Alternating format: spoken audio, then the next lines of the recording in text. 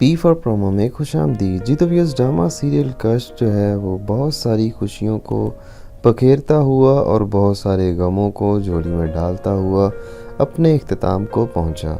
इस ड्रामे की एंडिंग ऐसी हुई कि इसने सबको रुला दिया।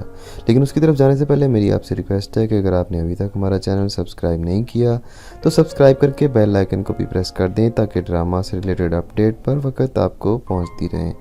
तो व्यूअर्स, कष्ट की लास्ट एपिसोड में आपने देखा कि कष्ट को जैसा कि वजदान से डाइवोर्स हो चुकी थी तो कष्ट बेचारी वैसे ही जीते जी मर चुकी थी और वजदान एक्टिंग ऐसी कर रहा था कि वो बहुत खुश है, लेकिन अंदरों अंदर वो भी बहुत ही दुखी था। और दूसरी तरफ जोया ने अपनी ताई अम्मी को समझा बुझा कर भेजा कि उसके और वजदान के रिश्ते की बात करे। जब वो वजदान और उसके रिश्ते की बात करने घर आई तो दादी ने तो खैर इनको झटक दिया। खैर, कश्फ की माँ और कश्फ का बाप जो है वो इस रिश्ते के लिए मान गए। उन्होंने कहा चलो एक आध बेटी का घर जो अगर बसता है तो बसा लें। उधर कश्फ की और वजदान की मुलाकात होती है जिसमें वजदान कश्फ को मुनाफिक कहता है और बहुत सारी बातें सुनाता है और उसको कहता है कि तुम्हारी इबादत तुम्हारी मोहब्बत झूठी ही निकली और कुछ नहीं। कश्फ बेचारी ये सारी बातें बर्दाश्त नहीं करती और बेहोश होकर ज़मीन पर गिर जाती है। उधर वजदान की और जोया की शादी की तैयारियां हो जाती हैं। कश्फ को ख्वाब आता है और ख्वाब में वो देखती है कि उनके घर में किसी की डेथ हो गई है। सब बहन भाई माँ बाप सब रो रहे हैं और घर में मैयत पड़ी है और मैयत में उसको हल्का सा नज़र आता है कि वो मैयत उसी की है। कश्फ को तब पता चल जाता है कि अब उसके दिन काफ़ी कम रह गए हैं।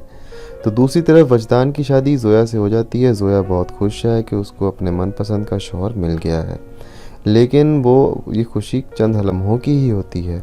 वजदान कमरे में आता ही ऐसी हरकतें करता है जिसे जोया को पता चल जाता है कि वजदान इसके साथ ज़रा भी खुश नहीं रह पाएगा। वो तरह तरह की हरकतें करता है और जोया को कहता है कि तुमने मुझसे मेरी कश्फ छीन ली, मैं तुमसे कभी बात नहीं करूँगा, ना ही तुम मुझे कभी हाथ लगाओगी। तब जोया को मालूम पड़ जाता है कि जो इसने बीज बोए थे उसका कोई फ़ायदा नहीं हुआ, क्योंकि वजदान जो है आज भी कश्फ का ही है और कल भी कश्फ का ही रहेगा। वजदान ये सारी बातें करके वहाँ से गायब हो जाता है। सब घर वाले परेशान होते हैं, लेकिन वजदान जो है वो किसी मज़ार पर गोशा नशीनी इख्तियार कर लेता है। वो जानवरों के साथ घूमता फिरता है, गंदे मंदे कपड़ों में वहाँ पे घूमता है, लेकिन उधर ही रहता है। दूसरी तरफ कश्फ तैयार होकर आस्ताना चली जाती है और नमाज की हालत में उसकी डेथ हो जाती है।